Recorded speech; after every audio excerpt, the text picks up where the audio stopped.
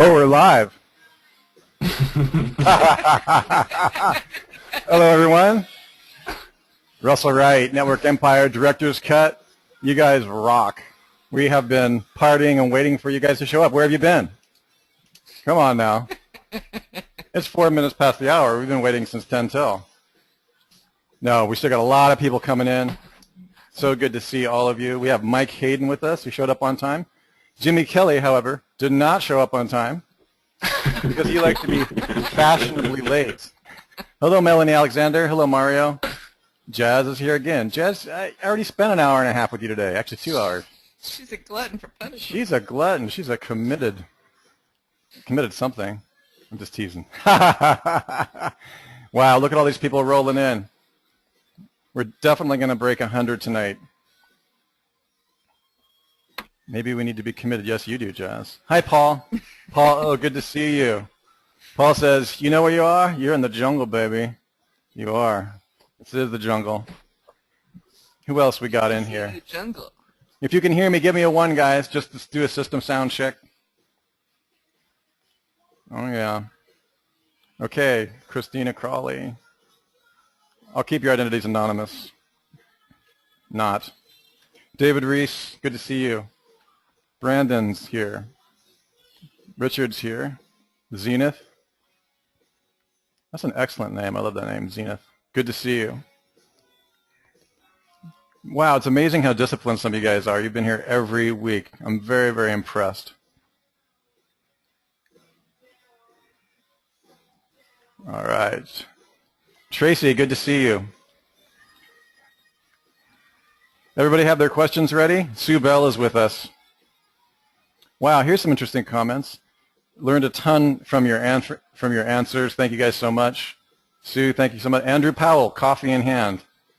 Yes. We were just all making sure that we had coffee as well. Christina Crawley, good to see you.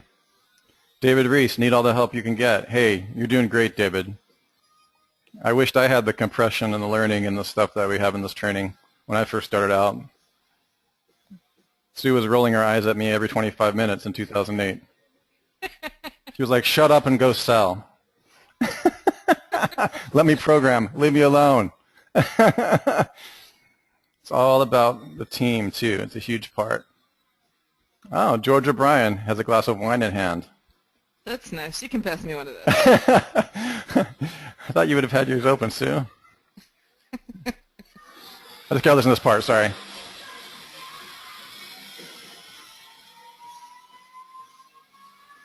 All right, I can turn it off. All right, so today we are going to answer more questions. I want to thank you guys for getting these in to us. Some of them are really, really good. In fact, most of them are really, really good. And then there's a few that are vague, but we will clarify. Really appreciate you guys all getting that into us.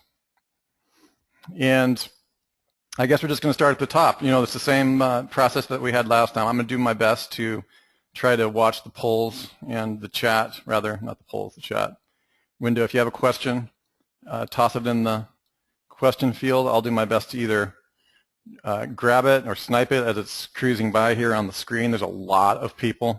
We easily break 100 people on these calls, so I usually have to scroll back up and try to answer it. If for some reason it doesn't get answered, I'll do my best to grab it or I'll bring it back up.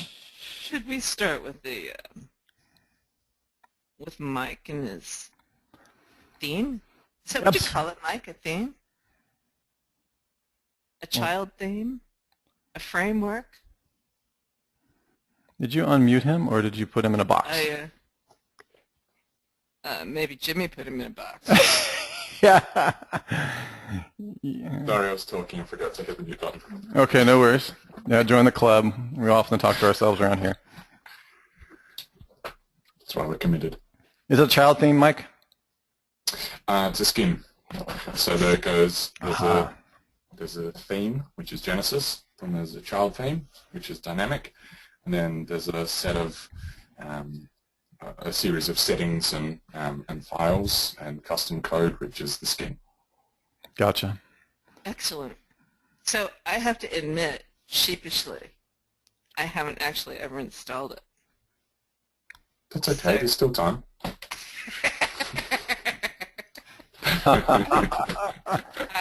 Are you in a position where we can pass you the screen tonight? It doesn't have to be just right this second, and maybe you like walk us through the options and tell us all the cool stuff. And Yeah. Okay. That would be great. Yeah, because I've seen the end result. I looked at the code that it generates, and but I haven't ever seen the back end, so I'm curious. Let me just make sure. Good, as it were. Yeah, let's take a look, everybody. Can you guys just give us some input? Give us a 1 if you've already downloaded the theme and installed it, or a 2 if you haven't, or actually just downloaded the theme is enough for now. You guys know where it is. And a 3 if you don't even know what we're talking about and you're like, where's my frickin' theme? Right? What theme? What's a theme? Wait. Yeah, right. Marcus, okay, Marcus, we've got to figure out what's going on with him. Most people have got it. If we've got people from outside Director's Cut, they won't have access to it. Oh yeah, this should all be Director's Cut, Mike. Yeah. There shouldn't be anybody in here that's on Cut. If In fact, if you're not from Director's Cut, give me a 1.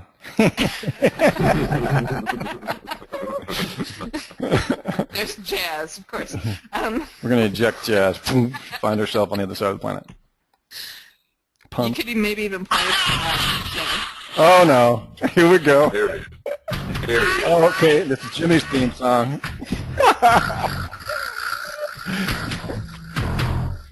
Oh, here we go.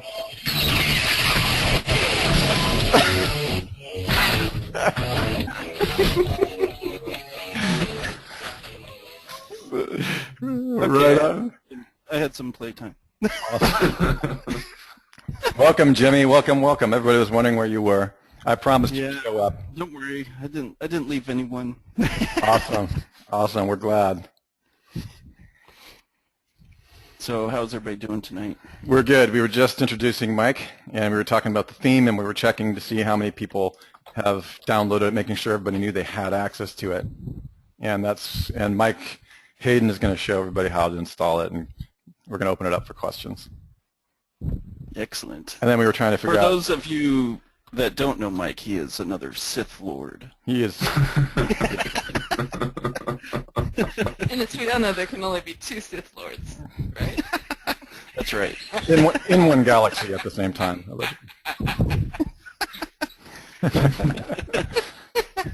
Wow, everybody's really. Then who is Yoda? Mary Summer says, then who is Yoda? That would be you, Mary. You're the wise sage. All right. So do you want to take that away at this point, Mike? Yeah, sure. I mean, it's your webinar. You make the calls. Well, I just want to make sure you know that you've got all of the No, go for everything it. off of your desktop that you don't In want other to words, share. get rid of the porn, Mike. You know that. It's more my highly specialized custom code that I don't want to That's share. right. Exactly. Exactly. Well, that's porn to us. All right. Excellent. Excellent. All right. And then with any luck, it'll be much more interesting than a spreadsheet. There we go. Yes, a little bit. Check it out. You even got a face and a soccer ball there. Excellent. Mm-hmm. So what do you guys want to talk about? Well, so what do you have to do to install this? Okay. So there's a series Actually, of install videos. Let me Yeah. back you up one frame even further. Where do I go to download it? Okay. Yeah, we're going to keep it super basic here. Where did we get it? And I mean, Just because I'm not familiar with the inside of the members area and I don't know where to get it. yeah, it's a standard WordPress install, right? Or the videos tell people how to do it also. So within Director's Cut, down here in my cadence skin and training. Excellent. There you go. So there's an overview video which goes into some of the details about the features, and then you can download the file here. It's helpfully named Unzip First, which some people have ignored and tried to install without unzipping first and get errors. So it's important to unzip it first. Okay. And then, Excellent. so you're going to need the Genesis theme, you're going to need the dynamic child theme. These are both independent things from other companies that we don't have control over, but they're extremely useful.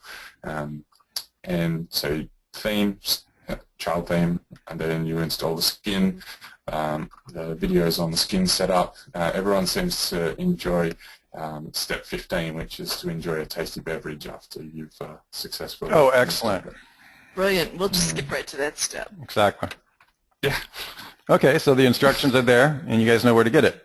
OMG machines /cut /web-designs design.php. Okay. Excellent. So then I won't make you go through all the steps of like how to install it. Let's just jump to the good stuff. Once we've got all this stuff installed, what do we need to know? All right. The main evilness is over in the custom tab. Can everyone see my screen? Yes. Okay, good. So then over in hook boxes, and I'll have to make this one a little bit bigger. Here, this part here is the homepage hook is the layout for the entire page. So if you want to delete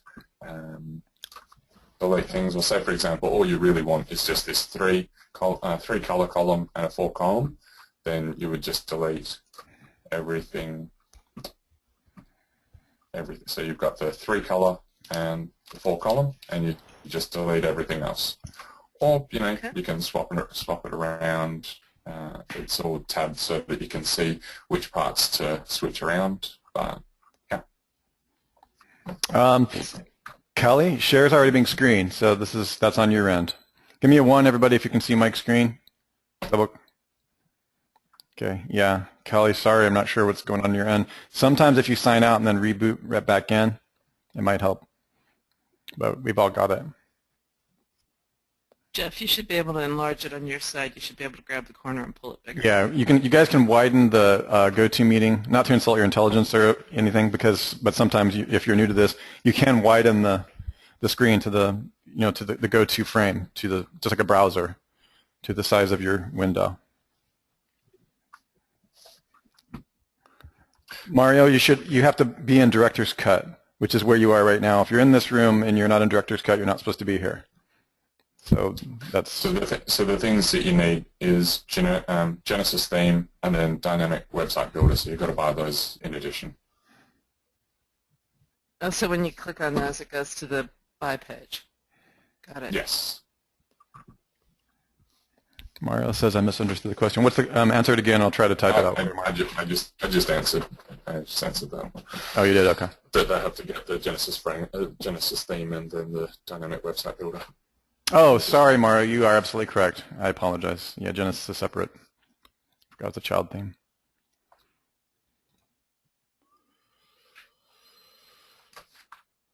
So what kinds of cool things have you put into this skin, aside from it's being very beautiful and aesthetically pleasing?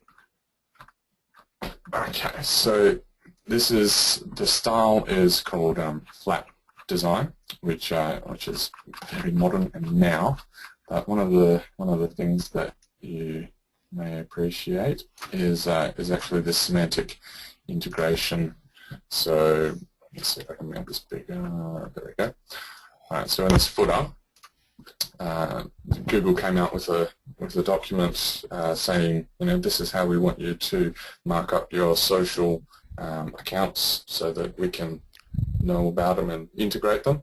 And so, as you can see with this same as stuff, it's a pretty big schema edition, which fantastic. for example. And what else? I've changed the schema so that it makes a bit more sense. Before it was just blog page and stuff like that. However, if you, particularly the code that I've used, you can change it on a per page basis. So if you have a review page, or you want to change the schema to something else, you can just edit this part here where it says the custom post attributes. Yeah, so it gives people a lot more control over what they want to do. Speaking to Kevin about whether I should add more semantic markup, particularly on this home page, and he said that one of the things that you don't want to do is with a theme is to go too far and have people have inconsistent schema. So by doing it this way, I've got the code for people to make the changes that they want to see for their individual pages and websites. What else? On the responsive aspect, this is one of the big things. Inspect element, move all these out of the way. So if I change this to responsive, it goes all the way from, I guess, full width, and it will just keep scaling as far as the screen that you have, and then as it gets smaller and smaller, it changes. So then the video becomes larger. You've got this sign up front and center, or whatever call to action. I've seen people do it, do lots of different things with, say, an Aweber form or like a call to action button or something like that. But then, as you can see, there's 3, 1, 2, 3. When it hits that trigger point, it then switches over so that I guess it degrades nicely. And the same with the 4, so that it goes like this. Actually, I spent way too much time trying to get it to degrade this way instead of just squashing until it hits mobile size, where it lines up underneath. Very sweet. It's also extremely fast. I worked really hard on making sure that the code was as fast as possible. Some of the tweaks that I put into the instructions here, like for example with the W3 total cache, will actually help people. I just gloss over total cache, but I've set this to be extremely fast, even with all the videos and the graphics and stuff like that. In the responsive side of things, though, this large background image, which it's important for it to be large to display nicely for desktop. Right. Once you shrink it down, it actually switches to a different image, so it's a much smaller image once it hits about this size. Hey, Mike, as you can see, the parrot. Oh, sorry. Here's some kudos. I just wanted to let you know people are really loving this. One person says, "Mike, you've done an awesome job with this skin." Other one saying this is incredibly fast. People are loving it. Just feedback from the audience. Awesome. It's really good. Really good to hear. Hold my heart and soul into this one. Mm-hmm. So, like for example, on the responsive, once it gets smaller, as you can see, the parallax stops. I'm not sure if you can see the background, but it doesn't. It scrolls with the rest of the website, as opposed to when it's larger. It's a bit larger. When it scrolls differently. So, and the header stays where it is for this part, but when you get smaller, that also scrolls. So, I tried to think of everything that I could and tried to put my 13 years of web design experience into it. And yeah, good to hear that people are loving it. Somebody was asking about someone is having a difficult time with the social icons. I just suggested to her that it might be something like they're not appearing, like they're the missing image, that it might be your security settings on that folder or something. Are they stored in the folder, in the image folder, or where do you put those? These ones here, they're not actually images. They're using Font Awesome. Are you using what? which is it's called Font Awesome. Oh, okay. Yeah. So it's actually technically it's text. Right, which gotcha. Also speeds things up. Understood. Heidi, is that what you're talking about, or are you talking about something else? So if it's not showing up, one of the things that could be the problem is under dynamic settings. Mm-hmm. You actually have to check the box. Uh-huh. So, sorry, dynamic design. My bad. Dynamic design, okay. So Go in there. under dynamic design, there's a checkbox that says add support for Font Awesome icons, and then that adds the declarations that they need to work. Heidi, go back and check So and make sure that's checked. Yeah, okay, cool. Yeah. Gotcha. That's checked by default for director's cut skin, but if you've turned that off, then... Got it. Very cool. Font awesome. Yeah. Cool. Have you tested this with the Silo plugin? Yes, I've actually added some code into the dynamic custom. When vSilo first came out, I played around with the styling Excellent. to get it to look the way that I wanted. Cool. And so yeah, We should test it on the new vSilo releases. code is in there. Yeah, we'll test it on the new releases too before it goes out. That's awesome. Yeah. That answers Tom's question. Somebody else asked that question too. Okay. Yes. Fantastico. This is sweet. PHP builder. Aren't you savvy? You got it all. Oh, that's from, is that from? That's part of dynamic. Yeah, that's part of dynamic. Okay, cool. Yeah, when I discovered that, my life changed. It's brilliant. Instead of having to have all these bookmarks for where all the custom code was or whatever, it's all right there. It's easy. One other thing is that we've got automatic responsive embed videos as long as you put a div with the class, etc. Can you explain to everyone exactly what that means? Because there's all different walks of life in there. Exactly what you mean by that response. Yep. So, for example, this video here is set to responsive. This home video. So when I change the width, you'll actually notice that the video itself changes size. It's smaller, and then it jumps up bigger. And then so instead of like, say for example, you're on your phone, instead of having the video stretching way over to the side, it's all nice and neat and easy for your visitors. So this looks awesome on mobile devices, Androids, and so. Yeah. Sweet. I designed starting from responsive, so Gotcha. I built this so that it would load fast on a phone, and then work my way back from that way. I love it. I love it.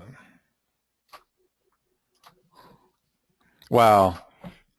Okay. So anybody who's not used this yet, definitely want to start messing around with it. Very, very, very cool.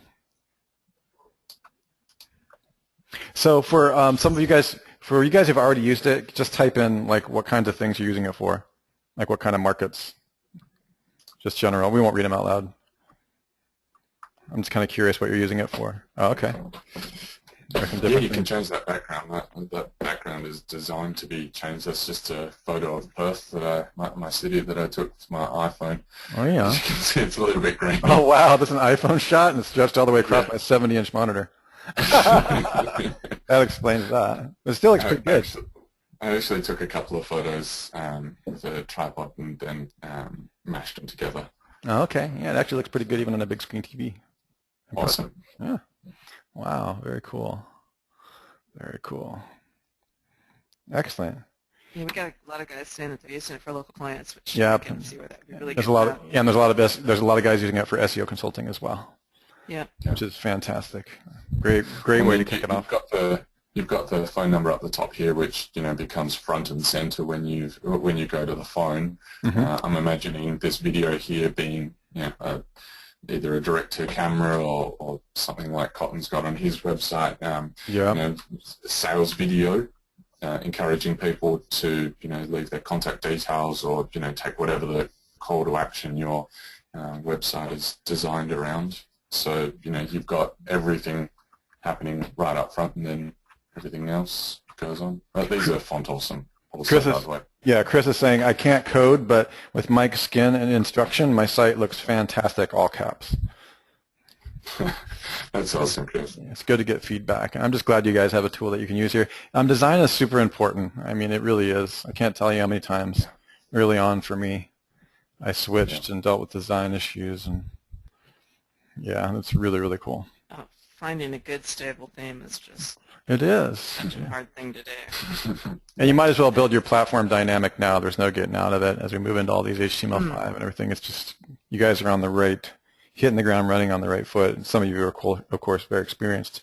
And, you know, I would use this theme. I haven't yet, but I'm actually thinking about where I should put it. Very, very cool. Yeah. I also made some changes to make sure that it complied with Jimmy's SEO instructions. So, say for example, instead of this being this title up at the top and the subtitle being a H1 and H2 like it is default, it's actually changed. So this is a paragraph. So then you've got the either on this page or like on internal pages. So for example, this one, the discovery page, the title of the page is actually the H1. As an example. Gotcha. Here's an interesting question. I wanted to address it because I wanted to, while Mike is here, this opportunity to help everybody think a little bit differently and kind of understand how coding works and all that. One of the questions is, can you add a shopping cart on this theme, WooCommerce, for instance? And, that question, I think, keeping in mind that a shopping cart, that depends on, and you're asking specifically about WooCommerce, but that really depends on what you're looking at, what kind of shopping cart you're looking at, and how you're integrating. A theme is a theme, a style sheet is a style sheet, and everything's got one. So it's just a question of what you're trying to accomplish. If you're talking about a plugin, WooCommerce is different. I suspect his question is actually like, how many different kinds of page layouts do you have with this skin, and do you have something that might work for an e-commerce platform? I pretty much have the like out of the box. It's just the way. So you got the home page layout like this, and then the internal pages have got a sidebar, right sidebar. Yeah, that's a configuration. If you want the e-commerce, you got to buy Mike's other themes.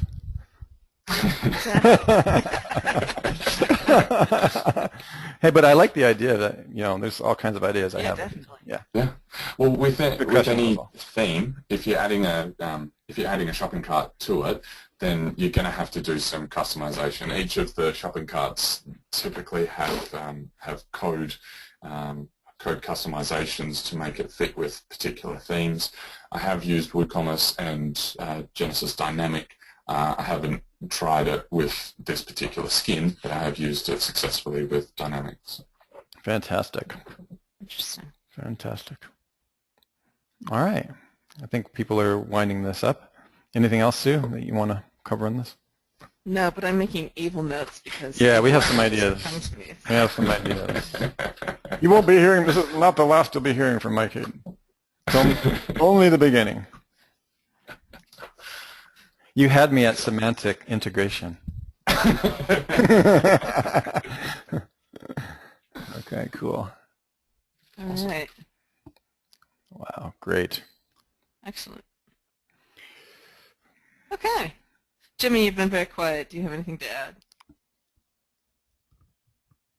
No, just that Mike's done an awesome job on this design. I think, people definitely got their money's worth out of director's cut, in my opinion. Thanks, Jimmy. I second that, definitely. Mm-hmm. Yeah, it's beautiful. All right. Will the silo menu show on the home page if it's used? It's going to show up there at the top, right? Where you've got discovery page and testimonials. Yeah, I mean, if you want to use the menu for the silo, then yeah. I mean, that's just an example menu that I used. It's a standard menu for WordPress, so. Yep. Sweet. Cool. All right. Cool. Wow, so here's some good things just to toss back into the room. People are saying DC may be the most over-delivered product that I've experienced or in internet history. Another person says, hi, Mike, you have done a schematic for YouTube videos. What about images? Schema for images, he's asking about on this theme. I have not done it for the images. Okay, it's a fair enough question. Yeah. All right, cool. So there's your answer.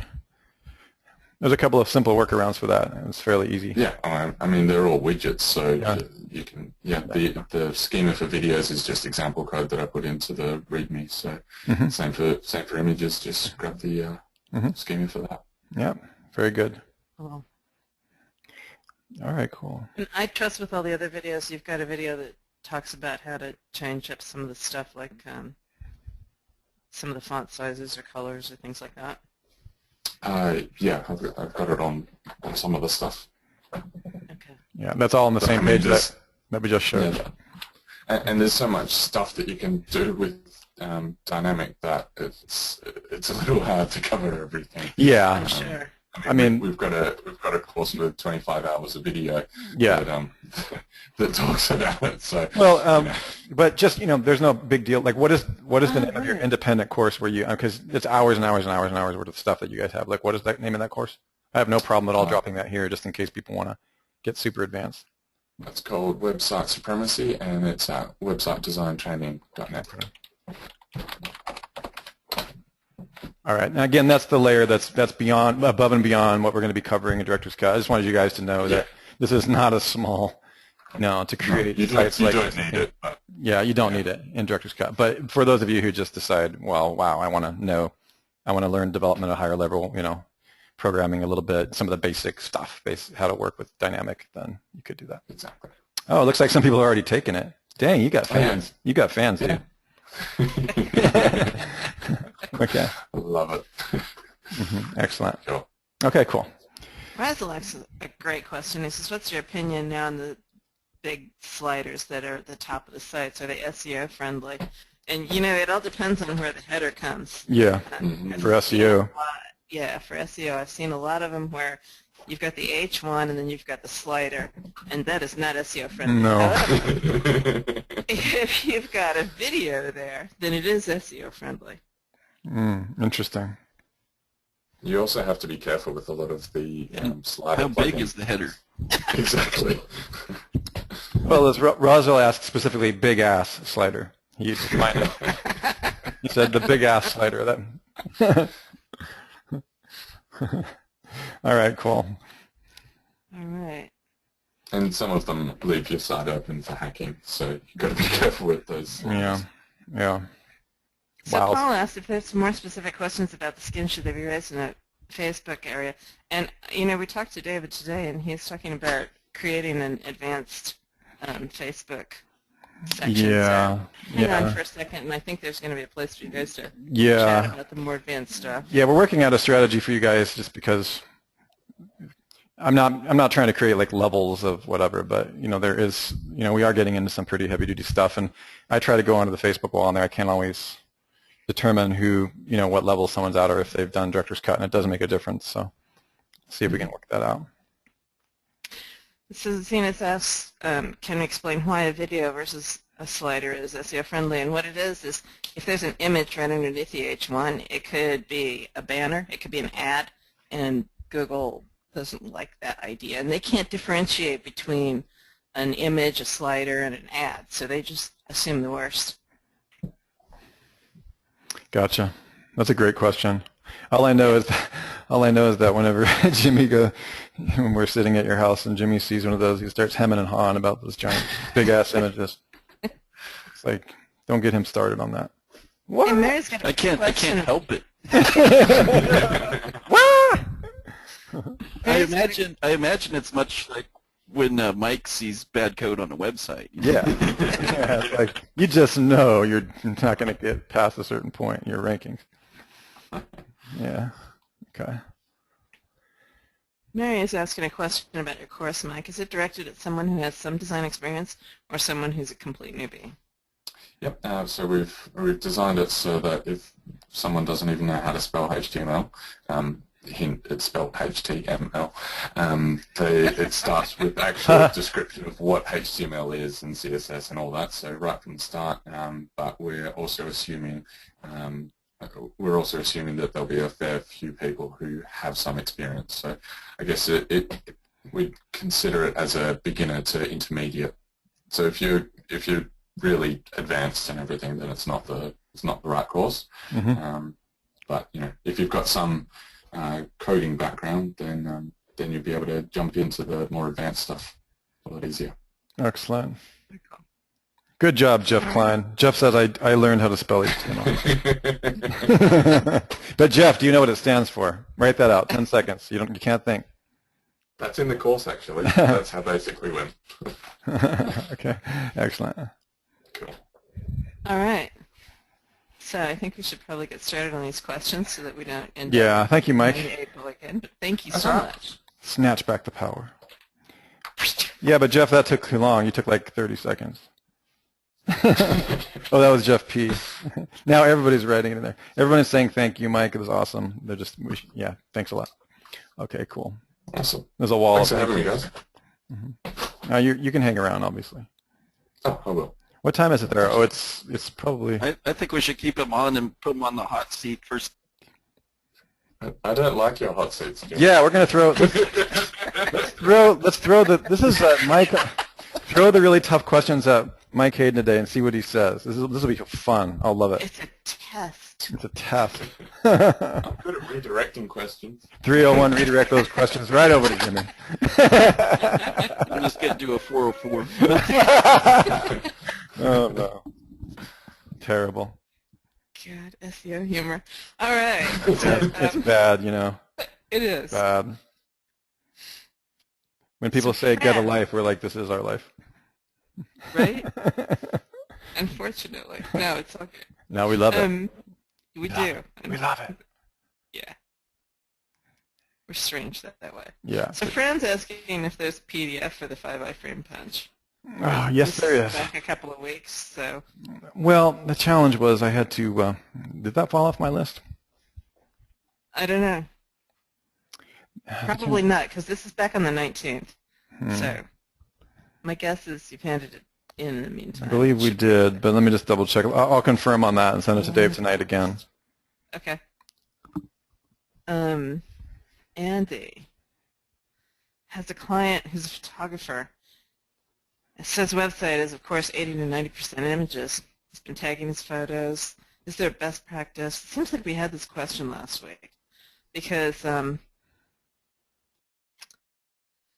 keyword stuffing or putting more descriptive tags such as the girl in the red dress eating an apple. And finally, he has taken a lot of photos of well-known people. Should I tag them with people's names? So, the first thing that pops into my head, and it might have just been a conversation that I had earlier, is some kind of some content in a div that's not exactly hidden, but at least collapses mostly, so that you've got some content on the page, because there's just not any way that you're going to be able to put enough content tags to make it like content. So so I would get one of those handy-dandy little accordion thingy-dingies. That's a technical term. Mike can tell you the layman's term if you want. And stick your content in there. And aside from that, yes to people's names. That's always, when people are doing Google searches, it'll come up, and if it's a good picture, you can draw a lot of traffic that way.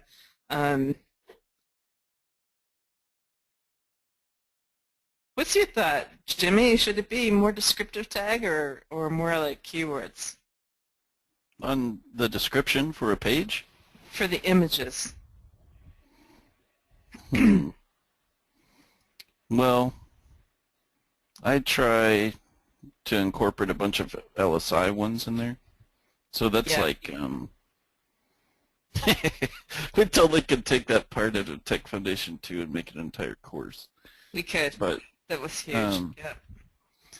yeah, I try to cram, with it making sense, I try to put as many LSIs and long tail variations into it that I can, but still be readable.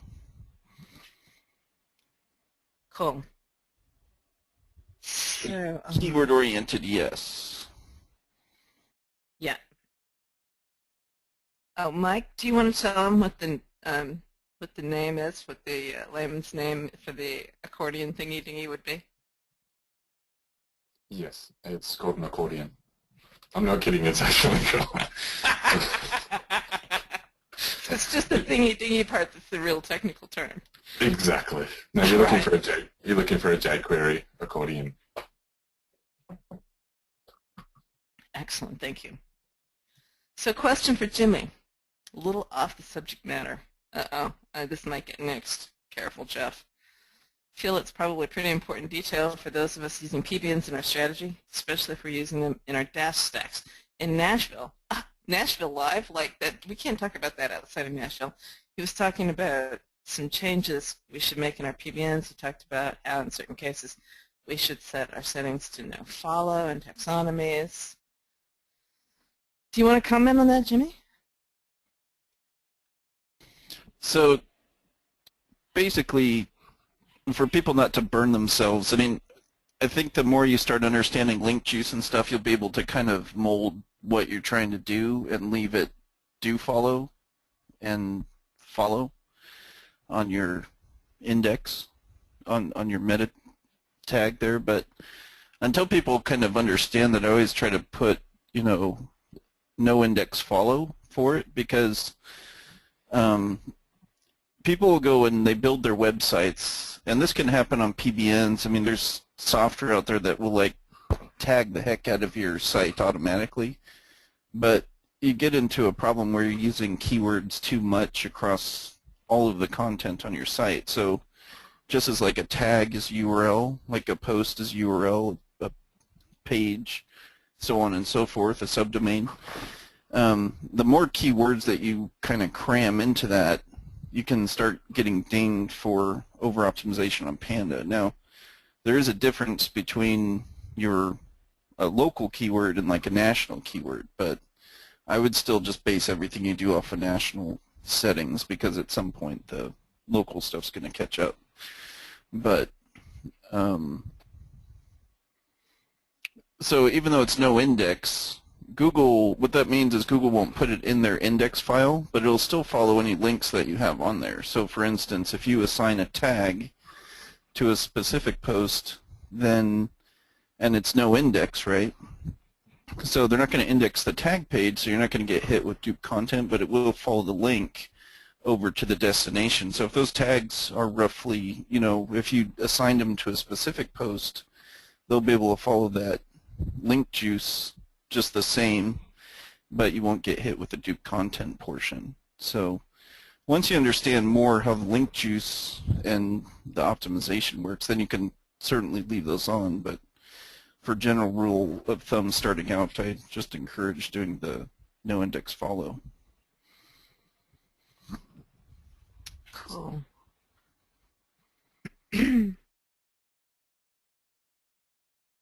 Melanie. Oh, good. Oh, excellent, because I just read this thing from Melanie and my heart was sinking. That's excellent. Trust flow is still low at 7. All right, but you're no longer on position 30. You're now on position 12. Good, good. Because it kind of sounded like over-optimization to me. Well, it actually sounded like too many bad links for your trust flow to be so low.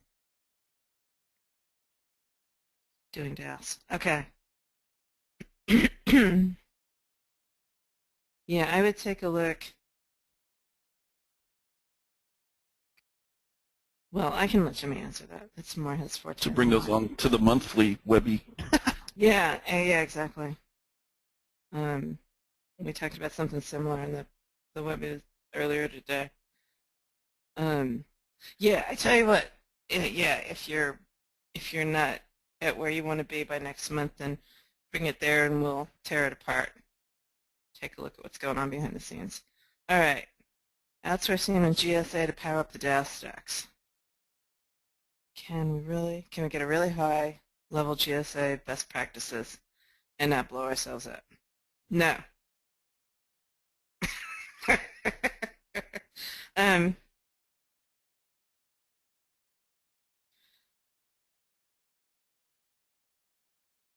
High-level GSA best practices. Do you have a 2-sentence GSA best practices, Mr. Kelley? Do not send GSA directly to a Tier 1 link that is do follow. Excellent. Period. Just don't do it. You will see a reverse in rankings. So like your money site will drop. So anytime you start incorporating GSA, make sure it's to a no follow or that you're putting it out further into tiers. So really GSA for me right now is currently sitting at Tier 3 and 4. Perfect. If you're going to hammer the crap out of it. That's my technical opinion. And you didn't even use the word thingy, did you? I don't know. All right, so should you use Yoast on a site? You know, there's the problem with asking a programmer if you should use Yoast. Right at the moment, until I get all of the plugins that I want to have written, and under some circumstances it's a necessary evil, and I understand if people want to use it. The thing that I would look at is what is it that you're actually wanting to use Yoast for, and take a look at how much it actually slows down your site. What's that? I was going to say so what they're asking, I think, because in the Yoast settings, if I remember right, when you go and they have optimization recommendations, and so they want you to put the keyword in certain parts for that to light up green. Ah, right. So is it over optimized? I ignore the lights, and I just make sure that I'm not over optimizing the page. That's something I think that is just important. Yeah.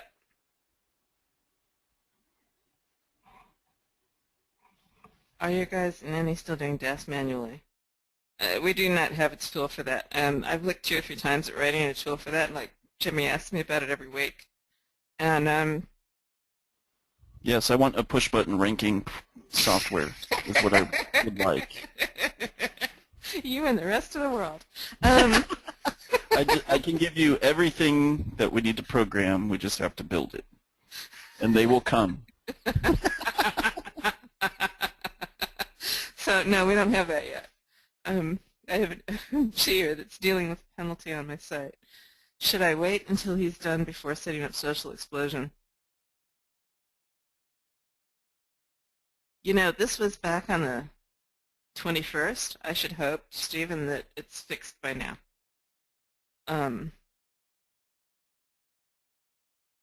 I don't see any reason why Social Explosion would hurt under any circumstances, but you should get that penalty dealt with as quickly as possible. Does Google consider foreign language words in the relevancy of the page? That's a great question. You know, my guess is that if it's that's different language. Yeah, but you know, there are some foreign language words that are used enough that they're in the English dictionary. And so I would say if it's common use in English, then it would probably be considered a synonym. And if it's not, then they might raise an eyebrow at it. I don't know. Oh, Money Robot. Oh, I skipped that question. I'm sorry. Do you think that Money Robot would help? I don't know what Money Robot is. Do you know it, Jimmy? Yeah, Money Robot is a 2.0 builder. Okay.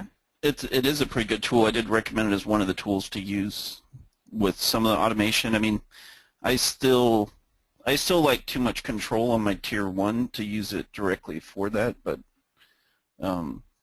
doesn't mean that you can't play with it and try to figure out a linking structure to work for it. I mean, I know it works pretty good. I still keep it out on my Tier 2 and 3, though, at least for the time being.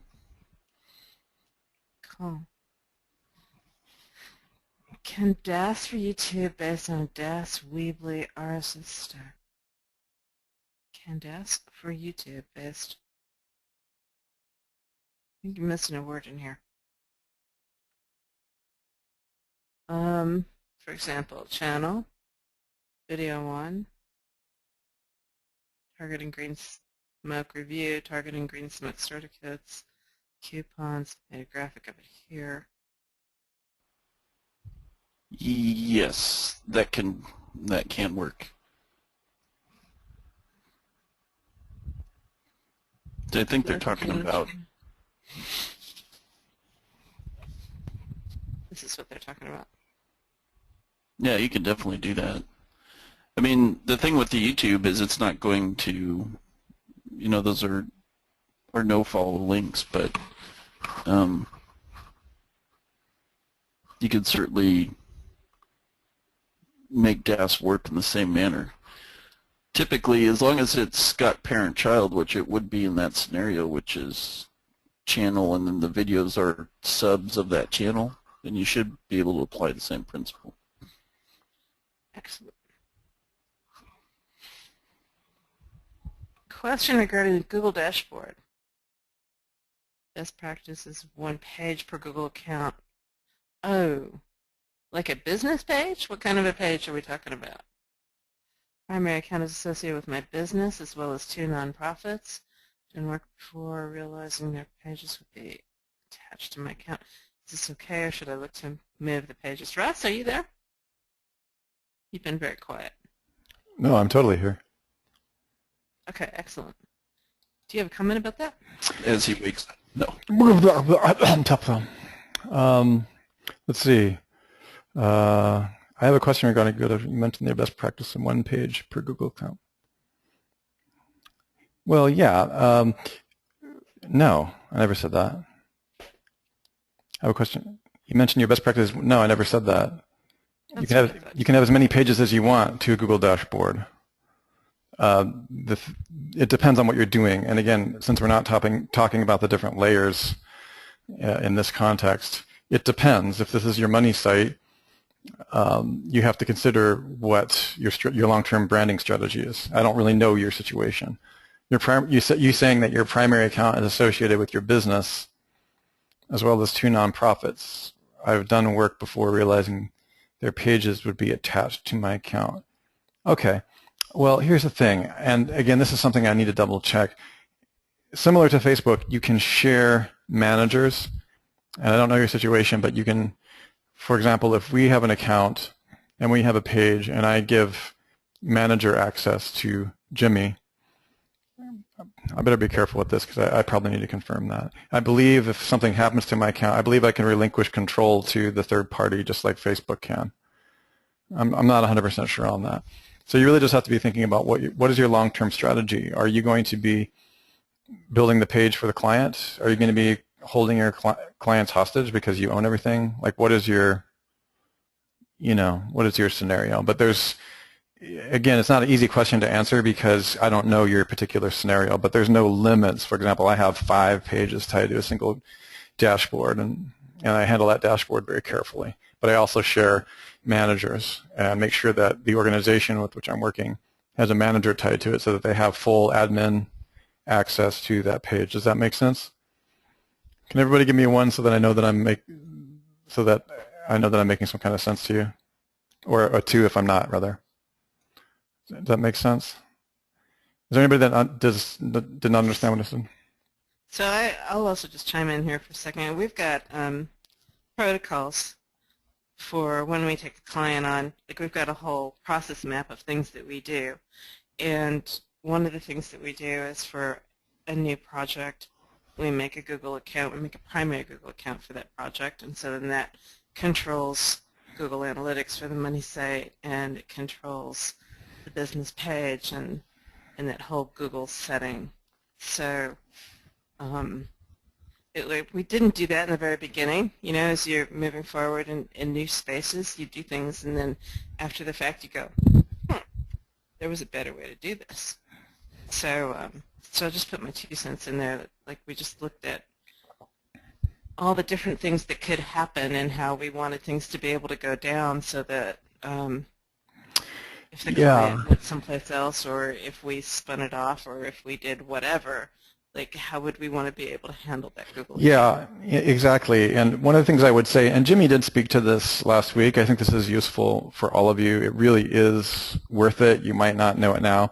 Like, when you're starting out, well, when I was starting out, there was a tendency to be a little bit lazy and not hedge or make that extra account, it's really, really worth it because you have all this flexibility when you do that. For instance, you don't have all your, it's pretty basic, you don't have all your eggs in one basket. What's also interesting is the whole Google infrastructure and all the connections to all the accounts are now all interconnected. So there's no reason why you can't have, for instance, one agency master account that you're highly protective of. For example, the Google Analytics tied to that, the Google Pages tied to that, and they all have admin. But you've got sub-accounts, dashboards, or Gmail accounts where you're sharing. That's what I do. I do a sub-account. I do a one-to-one relationship blog to Gmail to Google Analytics. And then I share that with the master agency account. That's an aged account that's been around a long time, and it's acting as a proxy. It's acting as an agency. It's upstanding. It follows all best practices. Not that I don't follow best practices anywhere else, but you get the picture. It's really more about flexibility, not about breaking the rules. Because, you know, if you lose one Gmail account for whatever reason, not that you ever would, but it's just one, right? And so you can always share, like, I'm not sure if you guys knew this, but you can share your Google Analytics, you know, you can have, there's a limit to the number of websites you can have on an unpaid Google Analytics account if you guys use that.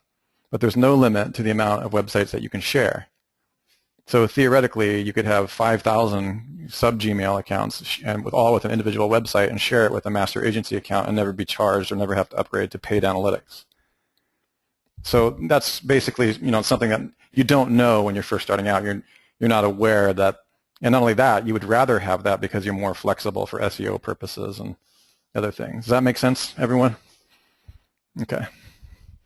Well, I think we answered his next question there while we all right, I hope were so. answering that one as well. Okay. All right. So in the last webinar, and this is probably a couple of weeks ago, someone said they put the RSS feed into Social Explosion and nothing happens until they update the fields. You said that Social Explosion should update the feed just by adding it and clicking Save. I have this exact issue, tested it several times. You know, the best thing you can do is put in a help desk request, and let me just give you the help desk there for that.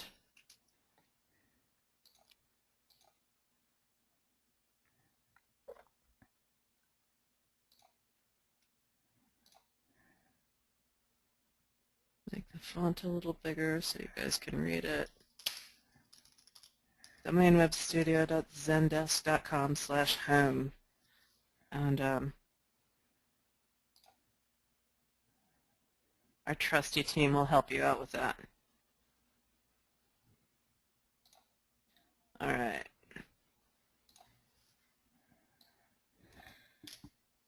Cool. So Greg says he's got a DAS question.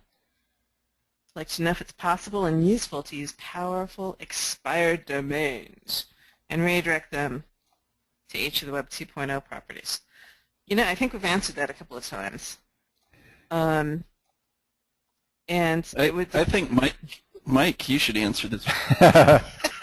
Let Mike answer this for the All masses. right, we'll let Mike answer this one.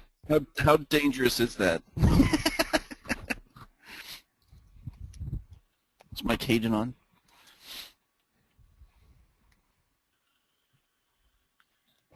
I think you Man, scared him away, Jimmy. That's too bad. He's talking to himself again. He's muted and he's just forgotten.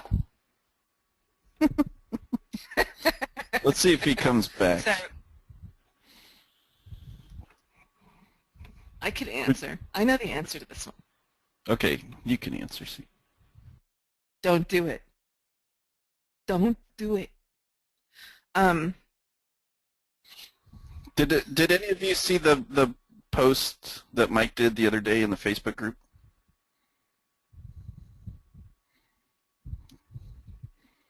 Anyone at all?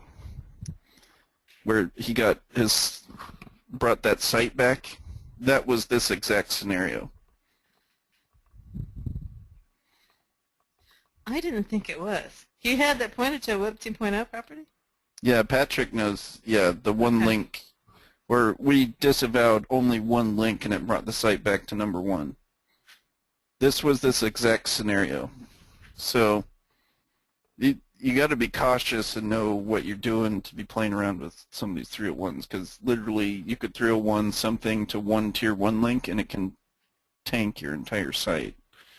So Yeah. I would practice first on other ones. On something that you don't care whether or not you tank it. Yeah. Don't do this to your primary money site. And again, this was through wanting to a tier 1 property linking to the money site. This wasn't even going directly to the money site. So keep that in mind when you play around with 301s. Interesting. All right. Yeah, I was under the impression that he had it pointed right to his money site. So there you go.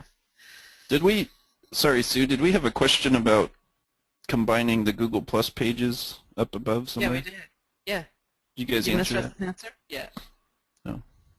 I had the, you can contact them and combine, you can combine the pages into one.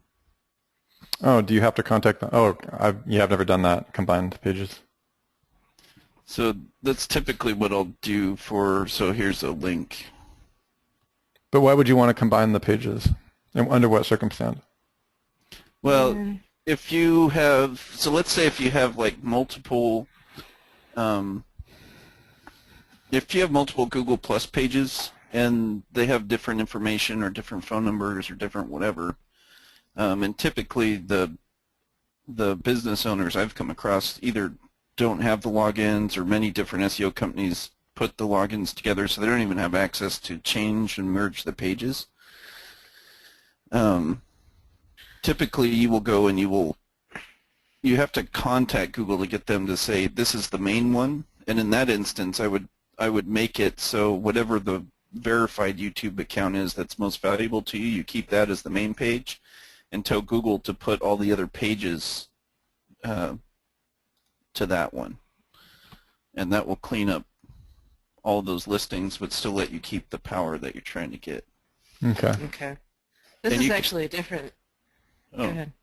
Sorry. And you could do that through, you know, you just contact the people at the local or more responsive for helping. So That is interesting. I don't know if that was a question, but it's interesting. No, so this question is he's got two separate Google accounts. One that's got the YouTube with it, and then the other one's got the business page. And he wants to combine those two. Oh. And Google is very proactive about combining those two. Like, all you actually have to do is log in as one, and then in the same browser, log out. Don't clear your cache, don't clear your cookies. Log in as the other one, and Google tends to prompt you and say, hey, do you want to make these two things? Are you logging in as the same person, and should these two things be together? At least they always do it to me, and I have a dickens of a time like trying to untangle them at that point. So that would be my answer to that.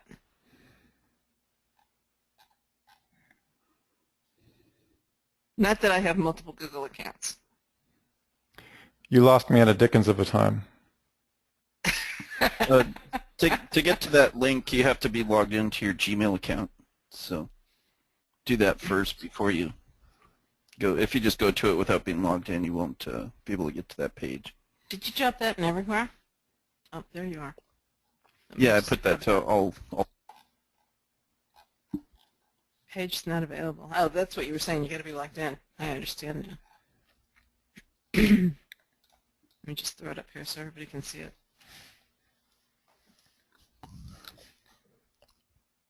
support.google.com/business/troubleshooter. All right.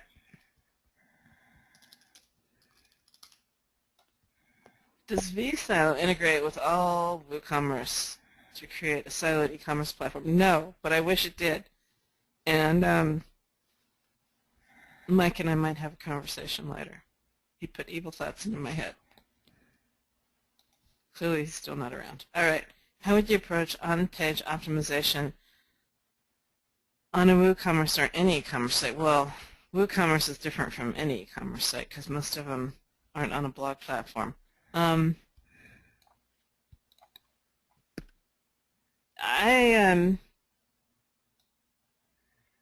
kind of answered that before, where I've talked about like just creating another blog off to the side that's a silo-structured blog, and then you promote your products over there on an as-required basis, and those are the pages that I actually try to get ranked. And I'm going to see if I can come up with a better e-commerce solution, because I can see at this juncture that it's a pretty big pain. Oh, yeah. Don't hold me to it, but I'll see what I can do. All right. So I have my PBNs and money sites.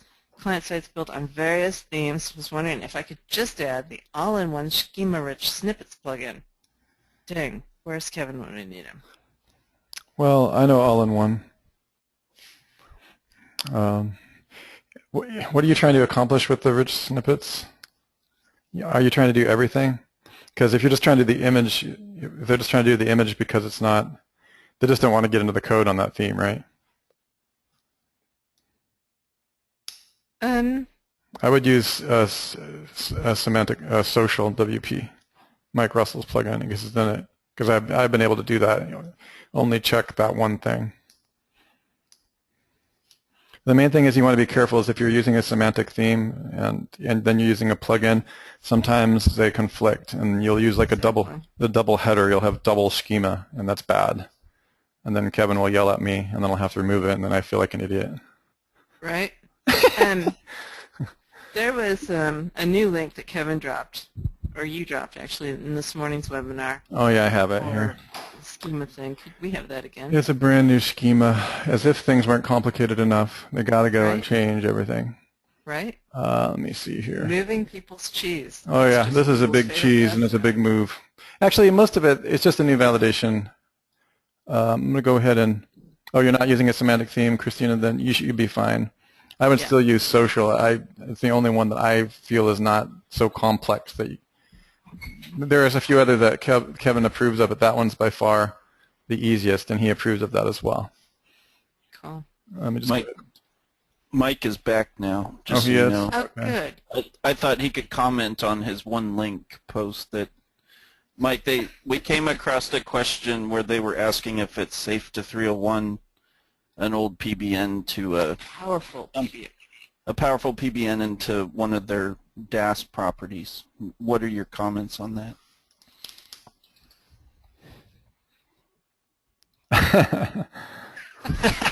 And he's not there.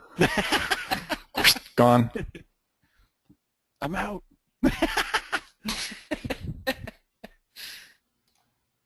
All right, so this is the new testing tool.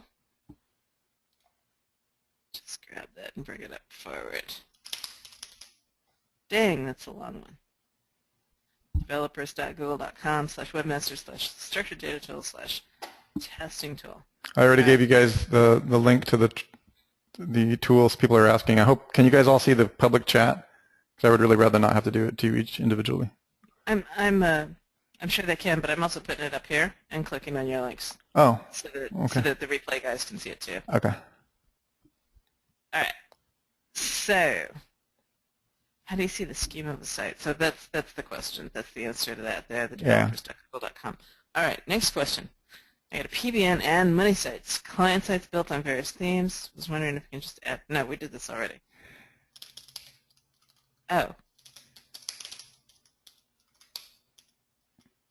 Or should I be putting my sites in Genesis? Well, I would now after I've seen it. Dang. How do I see? I mean, it's not going to be. It depends on how much, obviously, how much schema you want. How do I see the schema? In DAS training, Jimmy talks about clusters, i.e., it takes up to 12 clusters to rank a very hard term, or something like that. Are all those clusters different personas, or maybe is there something I'm misunderstanding? Go ahead. I was going to say the clusters, that's like when we show you how to do one cluster there, usually it takes like 12 of those. Now, I will never do the same property once, so I'm okay to use like the same email. I'm careful when I get around Google properties, unless it's part of your branded money site persona, is the only time I don't worry about that. But if I'm just using a junk email, I'll just use that to sign up for all the different properties, because you're only going to be using it once on that property. When I do another client or another site, then I'll use a different login at that point, at that time. So. Cool. All right. So Susie asks, on Jimmy's DAS diagram, the elements in the blue starburst is purevolume.com. What type of site is this? Or perhaps a better question would be, what are examples of other sites in this category? How do we best use it?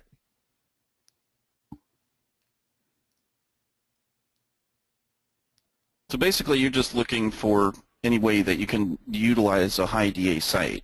In examples where you have to link out like 3 times, most of the time you can't do that unless it's a contextual type property. But in instances and diagrams where it's just a one-way link, you can, that can obviously be like a bookmark or whatever you want to use. As long as you can get it indexed are the only criteria that I have. So.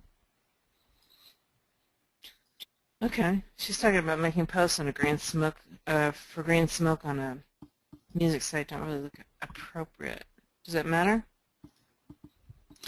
No, I mean you want to make it themed relevant or whatever. That's just an example of one of the properties I use. But there's tons of when you go to that moz.com/top500 or /500, there's a whole list of high DA properties in there that they can be. You'll be able to find a lot of the contextual ones. The other one you can go to if you just don't want to search too much, you can go to FCS Networker, and there's a whole list of sites that they post to. RankWiz also has a whole list that they post to. So you can go and just pull domains that you want to use off of there, so you don't have to necessarily dig through the Moz list. But there's, as long as you know that you're looking for high DA, and of course you want to make it themed, just keep those things in mind as you're picking out the properties that go into the stack. So, Rosal asked a great question. What about our silo plugins? We got 3 of them. We've got the Simple Silo Builder. We've got the Dave Silo Builder. And we've got the Video Silo Builder. And then if you want to get technical, we've also got vCracken. But you have to use this with a Simple Silo Builder to get it to silo. So let me make my thingy a little bit bigger. All right, the Simple Silo Builder. The big difference is that this has got one level of pages, static pages, and then it's got blog posts. The Deep Silo Builder has got 2 levels of static pages plus blog posts. And the Video Silo Builder is like the Deep, but with videos. Okay, so that's the quickie. You guys give me a 1 if you understand what I mean by 1 level static pages versus 2 levels of static pages, and a 2 if you don't know what I'm talking about. Because I know I've been over that at least once before. Fran. All right, we got a couple of 2s. Let me just show you really quick.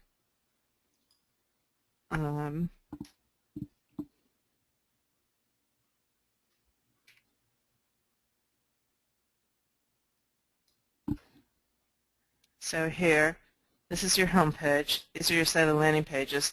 So in both instances, or in all 3 instances of the plugin, these are always pages. In the Simple Silo Builder, these become blog posts, and there's not this level here.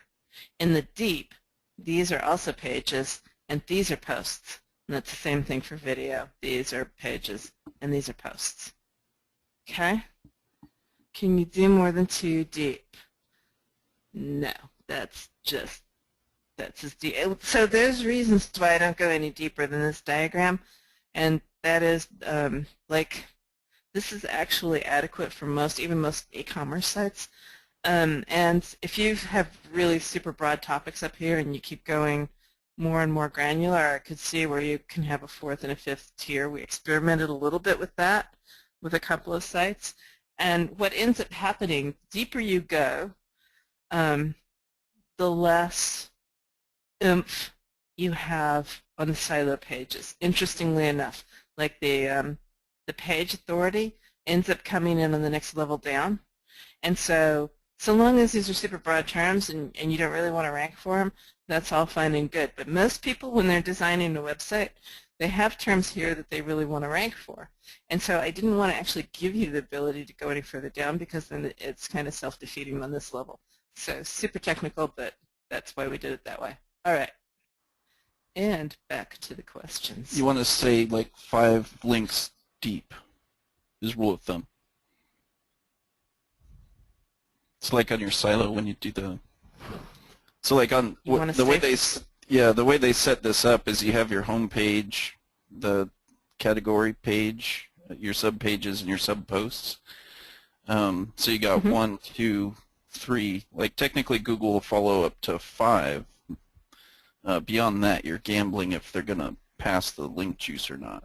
Well, you can submit the sitemap and you know you're going to get the whole thing indexed, but it's a really interesting algorithm when you actually sit there and calculate out. And I did the calculations with PageRank, but from what I can tell, the page authority follows relatively the same calculations as the PageRank did. And so the deeper you go, it's great for these pages down here. They actually, like, these 2 levels end up scoring a lot more ranking juice, I should say, but it takes away a fair amount from these pages up here. And so,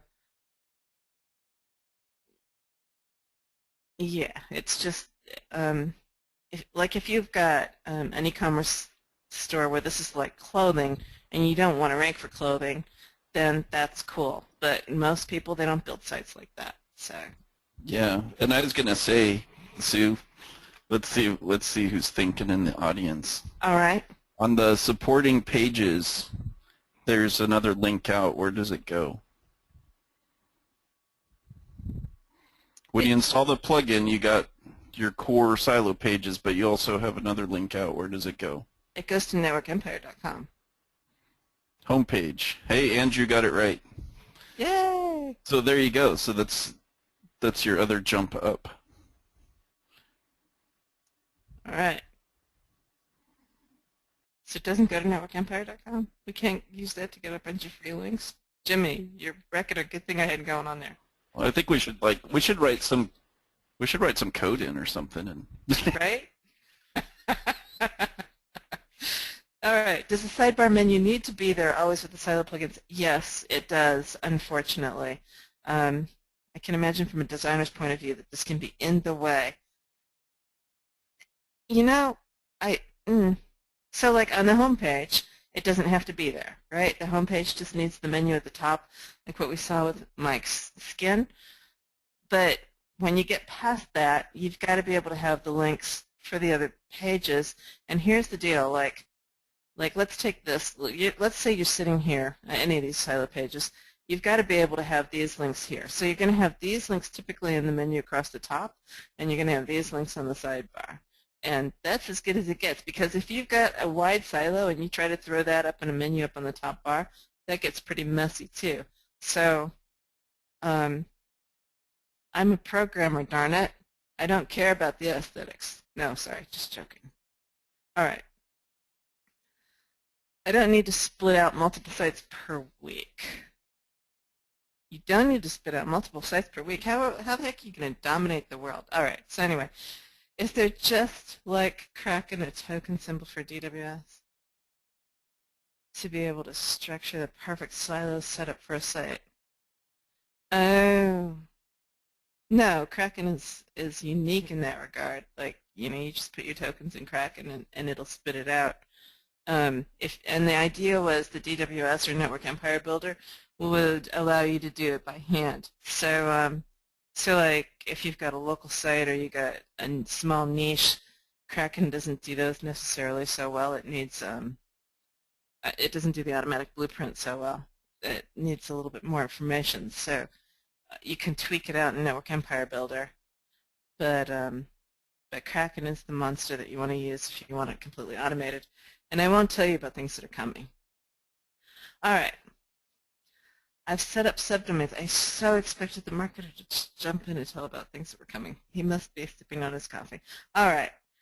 Jeff says, sets up subdomains, couple of sites, so ability to add posts, trying to add the new site to my Google Webmaster Tools, when I log in to FileZilla and upload the Google verification file to the subdomain, it already shows that Google file in the WP content.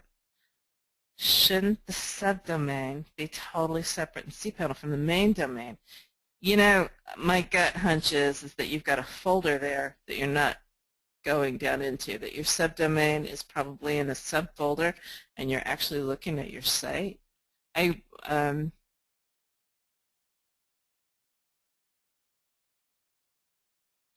way that you can check is you can see if you can surf to that page, right? So that page has got a name, and if you go to www, or sorry, not www, but subdomain.mysite.com / whatever that file name is, if you can see that, then you know you're in that it's in the right folder. And if you can't see that on your subdomain, then you're not actually in the subdomain folder on your hosting company. Does that make sense, Jeff? Oh, you got it already. Oh, good. Sorry. I should have read first. All right. Solved. Next. I have a client with an HTML site completely hosted and managed by third party. Their site's not well optimized, so I asked the managing company to install a WordPress blog on subdomain. They will not install the WordPress blog for me, but they will forward the blog subdomain to a site I host somewhere else. This is backwards for SEO purposes, isn't it? You've got a client with an HTML site completely hosted and managed by third party. Well, I would say it might be a good thing if they have some domain authority already built into their site. Then when they send that over to your site, you're going to have that power already built in. So yeah, it might work into its advantage a little bit. Exactly. It depends on if you're trying to rank the HTML site. But if it's not well optimized, then yeah, I would just let them forward that subdomain over to your new blog. You'll get the juice off of that HTML site, and then you can optimize it the way you want. It sounds perfect. All right. Last week I asked about building a new WordPress website for a client who does not want to change their existing site due to the nature of... Okay, let me finish this question. Due to the nature of how it collates information from their licenses. Last week, building a new WordPress for a client does not want to change their existing site due to the nature of how it collates information from their licenses.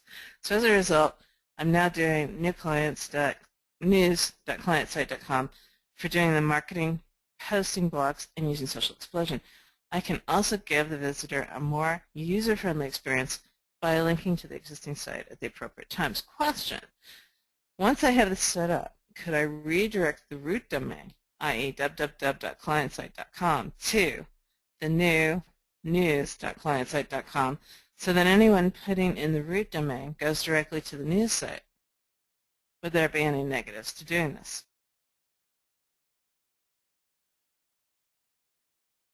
What do you think, Mr. Kelley? Sorry, I was responding to one of George's questions in the... Oh, sorry. It caught me off guard there. Sorry, now I have to read it again. So last week they asked about building a new WordPress site for a client who does not want to change their existing site due to the nature of how it collates information from their licensees. So as a result, he's doing news.clientsite.com. And so my question to you, David, while Jimmy finishes reading this, is if you're not changing the existing site because of how it collates information from their licensees, then it seems like forwarding that site to news.clientsite.com would circumvent that collation process.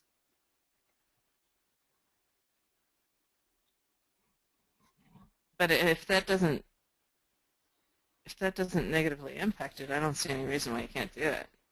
We could put the header code in there to just redirect the people from Google over to his new subdomain. Yeah, exactly. And anybody that types in the site directly just sees the normal site.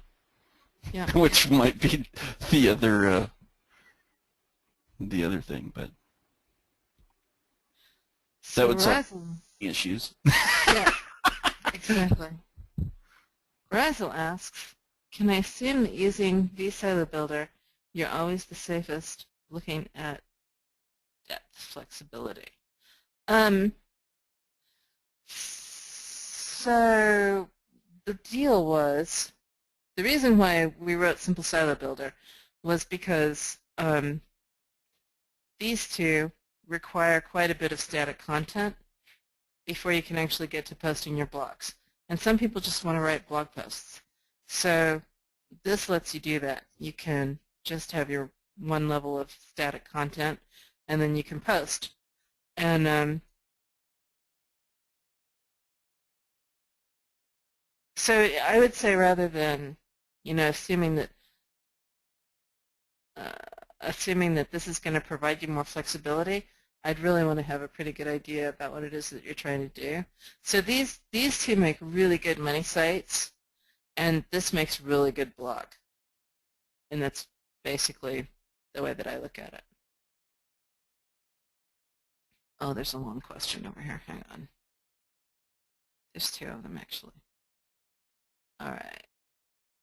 Is there any instance when joining your RSS page, sticky with a news website RSS that updates regularly, might be dangerous? No, there's no problem with that. So Dietrich asks, a few webinars ago, I had mentioned that you could provide a few RSS submission sites, that had a DA of 55 or above. Haven't seen that yet. Ouch. Let me write it down. Hang on. RSS sites for Director's Cut with high DA. All right.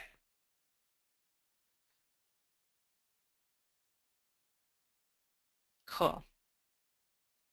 Carl, confused about the Google conspiracy thing. Oh, Google is big and bad and they're out to get you. It's simple. No, I'm sorry. Do we have to log in with different IPs and browsers for each DAS properties? No. So you only have to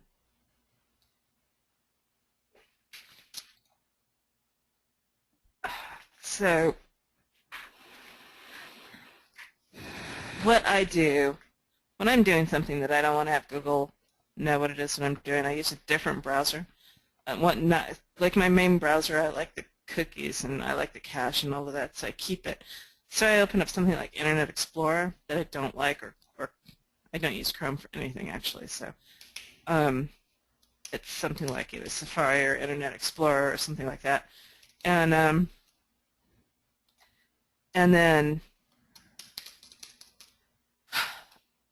so long as you're not actually using Google as one of your DAS properties, and you're not logging in with a Google ID into one of the other DAS properties, you should be fine. You can just log in with, you don't have to clear everything. You don't have to change your IPs. You don't have to change your MAC addresses, all that kind of good stuff. You don't have to be too paranoid. Now, I would be paranoid with PBNs. Oh, well, only if you've got some kind of Google code on there. Now, if you're logged into Gmail,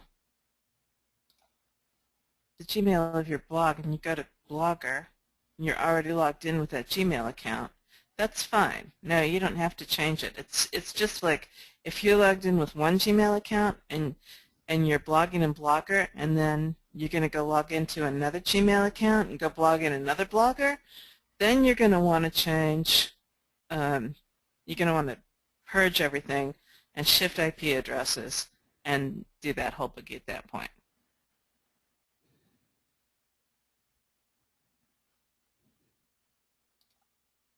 So Melanie asks over on the sidebar, confused, so DAS properties should not be connected to your money site.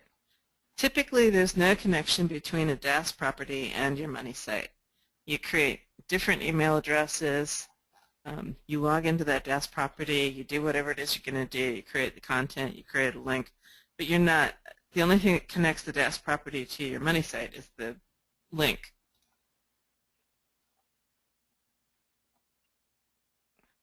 Matt, if you don't know by now, It's been over for years, Matt. Just years. All right. I heart him. He's cool in my book. He's just trying to do his job. Can't hate him for that. He dumped me. He stood me up. It's over. All right. Is it okay to add a subdomain with vSilo to our local SEO sites to help brand the new site, to help a brand new site rank? So here's my take on sites for other people, right? Like local SEO sites. If it's your site, you can do whatever the heck you want to do with it, right? You can put a vSilo on the side of it and whatever. If it's a client site, I definitely wouldn't do it, and I wouldn't do it for two reasons. One is you've got a really good chance of having competitor videos come up on, oh wait, this is vSilo. I'm thinking this is vKraken.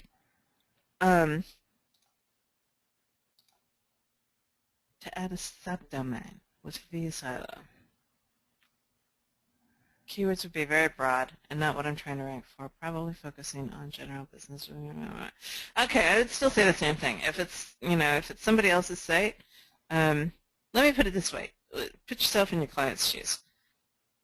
If you're creating a client site, you're creating a site for me, and on a subdomain of the domain where you built out my site, you put a generic kind of a site with some videos on it and possibly competitor videos and broad keywords and blah, blah, blah. I'm probably not going to be really happy if I find that, right? So if you want to do it for your site, that's cool. I don't think that with vSilo that you're going to have that many pages that it's going to really add all that much authority. We've had guys who've been asking the same question, but with vKraken, which is what I thought you were asking there, Chris, but I see it's not. And so vKraken, I'm kind of like on a bit of a soapbox about. I definitely wouldn't put that on a client site. The other thing is that Jimmy mentioned earlier today or yesterday was because of the nature of the site, the vKraken sites. If you're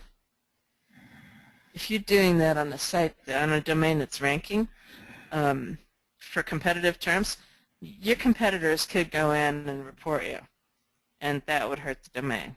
So I would just be careful about that. We didn't design vKraken to go on a money site at all. We designed it to go to be like on a PBN type site.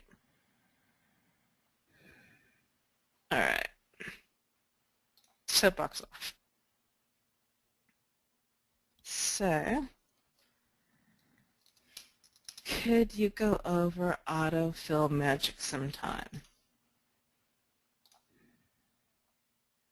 Do you know what autofill magic is, Mr. Kelley?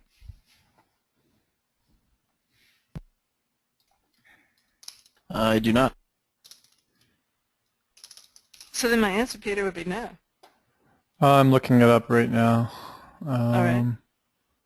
I don't think we covered it. It's not anything I've ever used. I don't know where you guys got this, but it wasn't from us. Yeah, no, this is not ours, guys, so we're not going to cover it. So, in fact, it looks quite scary to me. a black hat world. All right. So vKraken, we have videos that we just gave to David. They'll be over in the area here shortly. And DWS is coming, where it's called, the new version of that's called Network Empire Builder. And all of those videos are coming, and probably either next week or the week after, we'll do a quickie run through the tools and show you how everything connects. All right. How do you Well, we're here. What do you want? No, the best way to connect with us would be the help desk. Oops, I lost my help desk. Yeah, the domain of studio.zendesk.com/home. That's how you can find us. Can you promote more than one WordPress feed, each with different socials, in one Hootsuite account, or do you need one Hootsuite account for one WordPress feed? Again, depends on what you're trying to do. You can have as many feeds as you want running through Hootsuite, and up to 100 in a professional account. So I'm just trying to give you an example of how to think about this, because we didn't teach all of it. But let's say, God forbid, you wanted to do something like, I don't know, create a Twitter army. Well, the maximum number of Twitter accounts that you could import and manage into Hootsuite would be 100. If you wanted one feed to go to all 100 of those Twitter accounts, you just simply get your www.yourblog.com/feed, open up your Hootsuite account, go to the feed section as I revealed in my videos, and then run that same feed through all 100 Twitter accounts. What would happen then, therefore? Well, every time you published on that blog, you would automatically be posting to 100 Twitter accounts, except you have control of the Twitter accounts. Does that make sense? In other words, the presume is that you're either managing them as an agency, or they're yours, or whatever other things are against the terms of service for Twitter that you're doing. Okay, so the point is that you can mix and mesh that any way with any standard that you want. Hootsuite is just simply a threading tool that does a very, very good job with RSS feeds. But it's up to you to provide the accounts. Does that make sense? So you could really do it however you wanted to do that. Additionally, you could have 100 blogs, each with their own Twitter account, automated through Hootsuite as well. So you would have 100 RSS feeds tied to 100 unique Twitter accounts, one-to-one. So many are the ways. Now, what we taught you to do is we just wanted to, in the Director's Cut, we just wanted to introduce you to one of the basic ways to use RSS feed and to syndicate socially through those accounts. And I get this question all the time, what is social explosion? Somehow people are mixing things like Hootsuite or if this then that or Twitter feed or all these things. They're mixing them up with social explosion. They're similar but very, very different. All those other services presume, like Hootsuite, if this then that, so on and so forth, they all presume that they're your accounts, that you're managing accounts, that you have access to the accounts. Social Explosion's primary function is we have all the accounts in our network, in the Network Empire Social Signal Exchange, so you don't have to bother with all that. Hopefully you guys understand the major difference there. Now you get social signals and backlinks from both, but they're different because really Hootsuite is just designed to make sure that you control both the feed and the accounts. Now, that being said, you do have a limit of 100 accounts of any kind. So it's 25 Facebook, 25 Twitter, 25 LinkedIn, whatever you're using in Hootsuite. Now, I've had another question that came up a lot from you guys is, well, how should I handle that? Well, I talked to one person, they have their own business, they're running their own website and selling successful products here in Director's Cut, and the other student is a social media or a SEO firm. Well, an SEO firm, you're probably going to want to make sure that really depends on how you're running your business in-house. If you're adding social signals, if you're adding, if you're managing your clients' social accounts and the content that goes to them, and we've talked about this before, if you're soft touching their content and you're responsible for the content, make sure you guys are getting obviously paid for that, right? It doesn't mean, SEO doesn't mean that you're handling every single thing just by default. SEO doesn't mean that you're delivering content, managing social media accounts, syndicating and broadcasting, right? So again, if you're an agency, probably you're going to have your own sets of rules and standards and this type of thing. Does that make sense? Okay. Cool. Unfortunately, it doesn't look like Spencer's here in the audience tonight. Okay. You guys are doing great. Everybody's hanging out. Just sticking right with it. Fantastic. So he's asking about how does he avoid being hit by EMD because the keyword that he's trying to target is in the domain name. And we've gone over that a little bit by diversifying all of the other keywords and that kind of thing. Helping to use your Silo Builder plugin as well as Director Cut Skin, same skin, cotton, others to create blah, blah, blah. Good. Yeah, you should be able to do that. We demoed that tonight. So is it true that all content will be on pages? Is that the right way to go? You can have some of the content on posts, obviously. The reason that this structure works is when you get down here to these posts, posts are linked to from static pages, and so that's what keeps them evergreen. Yeah.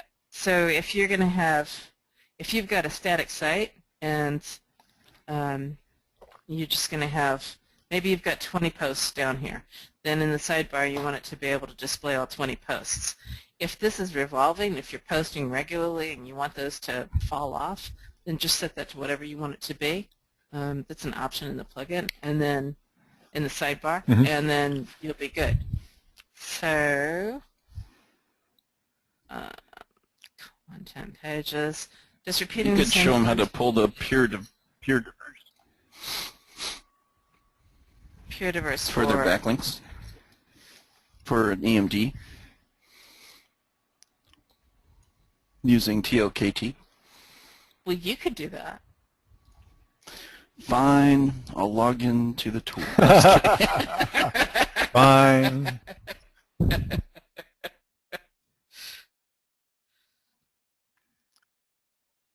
All right, well, he's logging into the tool. I'll answer a couple more of these questions. Yay. Does repeating the same content in all the pages with name, address, phone number will rescue me from duplicate content penalty?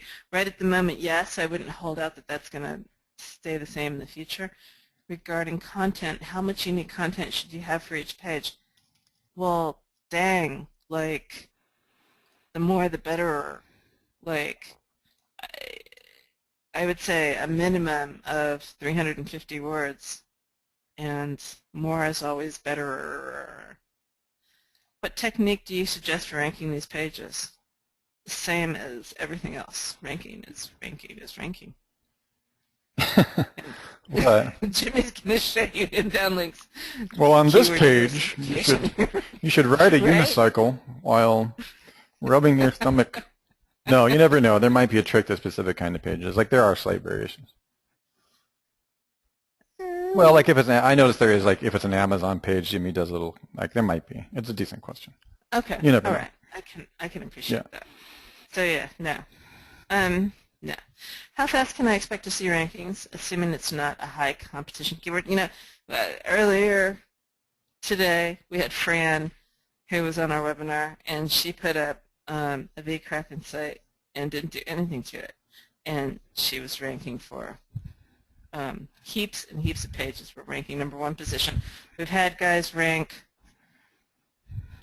really quickly. I would say like under a week. I want to say it's like 72 hours or something crazy for non-competitive keywords with a simple silo. 18 minutes. Dang! No, Right. fact. Regularly. No way. Oh yeah. Right. But that's using video. That's a little tricky. Yeah. But anyway, it's possible. Yeah, it can be pretty darn quick. Yeah. Looking forward to creating social properties. Do you suggest that I build social properties for each city or state or just one? Well, so here's the thing. What's your business model? When you build a social property and you put a link from that social property to your website, it passes domain authority, right? So you want to start off with your most competitive cities and put some domain authority to those cities. Now, as you insert domain authority into your website, it has this beautiful thing of just going everywhere and doing everything. And so let's say that you're, just for grins and giggles, let's say that this is a state, right? Let's say that this is Arizona. And so you've got Tucson, you've got Phoenix, you've got Mesa, you've got Chandler. And then here underneath Mesa, you've got all kinds of people, all kinds of local businesses, right? So if you put links here to Mesa, then it filters down and it filters up, and to a degree it filters side to side. It doesn't filter over here so much to, say, Nevada or over here to Texas, but it helps this whole entire state rank, okay? So you get the 80-20 rule. It's actually even, it's more like 90-10 rule when you're talking cities and states. So you're going to want to start with the 10% of the cities that are highly competitive. Los Angeles, New York, Chicago, yada yada. And and put your links toward those cities. And by the time you start to get, and I wouldn't just target one city and then move to the next city. As you're building your inbound links, you want to diversify toward all of your major cities. But start with those, the top 10%, and you'll find that as you're pushing to those cities, that the other less competitive cities will just start to pop all on their own. So it's this is why the silo structure works, right? This is why you can rank with 90%, up to 90% of your inbound links. It's because the way that the on-site structure helps everything else rank is that, yeah, it's just a good thing. So I would start with that. I would build some stuff out. I'd watch and see what happens, and then build some more stuff out. How are you doing, Jimmy? Are you logged into TailKT? I'm sure these people are sick to death of my question screen at this point. I am indeed. All right. Do you want to grab the screen and show them some fancy stuff? Yes. So let me grab. Do you want me to answer another question while you're doing that, or are you ready? Oh, I have it up. Okay, excellent. Just kidding. So, okay. So when you do a drill, I just pulled one that we already had drilled here. So this car insurance. So, and this is important for EMDs. Like, I never use long tails with EMDs. I don't use keyword-oriented links at all until like I get that sucker to like page 2. At that point, I start incorporating long tails, but up to that point, I'm using stuff like check out this site. I'll do like press releases that are no follow with URL links. I'll do those kinds of things. So you're passing the trust and you're passing juice using the other links, but when you start getting into like LSI-based terms, especially with EMDs, it's important not to go towards your keyword. So typically when you walk towards a keyword, if it doesn't have your keyword in it, you're using long tails usually right off the bat and then walking towards your exact match anchor for your last link. But when it is your EMD, before you do any link building, you need to establish that EMD site as a brand and not just start link building to it right away. So establishing it as a brand would entail going out and getting citation type links. So showing that it has some kind of place, that it's an actual business or a store or brand. Go through the process to create your Google business page, get that set up, do your citations, and then you can learn more about doing the semantic markup through Kevin's course. I don't even know what the name of that URL is. The semanticwebtraining.com. Semanticwebtraining.com. Uh-huh. Okay.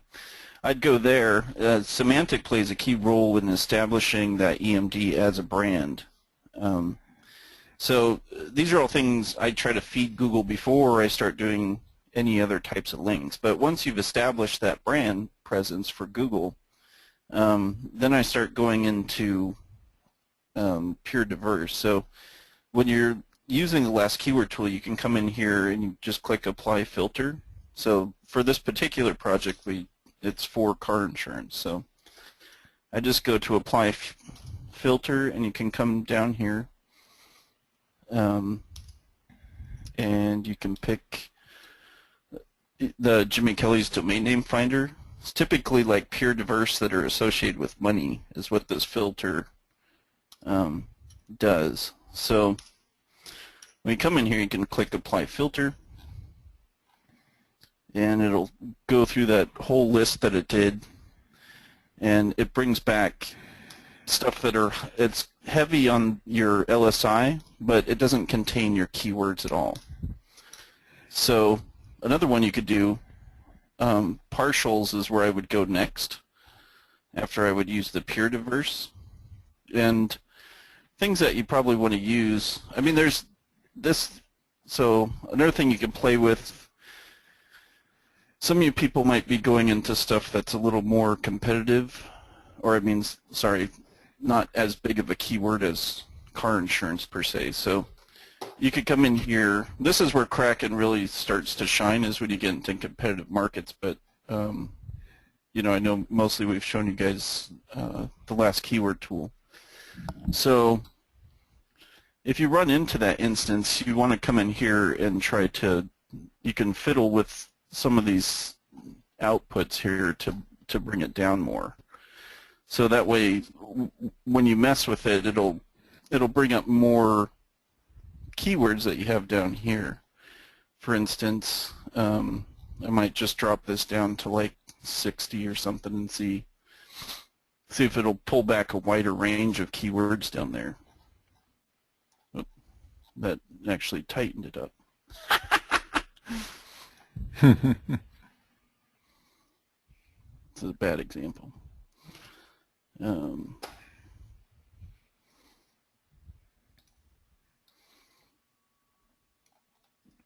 So it still came in with the same thing, but you can adjust these scores to your minimum LSI score. Like, you can tweak these more to make these words come up or down. And you also have the option to create your own custom filters. I don't know if you guys have played around with this much, but if you click on the Show Buttons option when you're in your filter settings, you can put these are your commands right here that you can put into your, you know, that's basically what we're using up here, that gave you this type of filter. But you can also create your own custom filters. So you could do one that just says, just give me pure diverse. So keyword is pure diverse. And you can go and you can put that into here to make it just show those types of keywords.